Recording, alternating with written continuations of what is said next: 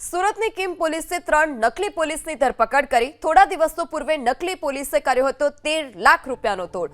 ઓલપાડના મુળદ ગામે ફાર્મ હાઉસમાં બની હતી ઘટના। વ્યાપારી પોતાના મિત્ર અને એક મહિલા સાથે ફાર્મ પર આવ્યો હતો। નકલી પોલીસે બદનામ કરવાની ધમકી આપી 25 લાખની ખંડણી માંગી। 13 લાખનો તોડ કરી નકલી પોલીસ ફરાર થઈ ગઈ। ગત રાત્રિએ કિમ પોલીસે કિમ કોસંબા માર્ગ પરથી તેઓની ધરપકડ કરી છે।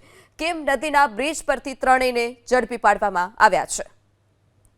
ત્યારે જે નકલી પોલીસ છે તે હવે અસલી પોલીસના હાથે ઝડપાઈ ચૂકી છે। બદનામ કરવાની લાલચ આપી 25 લાખ રૂપિયાની માંગણી કરી અને આખરે 13 લાખનો તેઓએ તોડ કર્યો હતો। તોડ કર્યા બાદ નકલી પોલીસ ફરાર થઈ ગઈ। ફરિયાદને આધારે અસલી પોલીસે નકલી પોલીસને ઝડપી પાડી છે। નકલી પોલીસે બદનામ કરવાની ધમકી આપી 25 લાખની ખંડણી માંગી।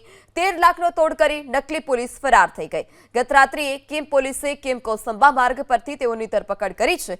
કિમ નદીના બ્રિજ પરથી ત્રણેયને ઝડપી પાડવામાં આવ્યા છે।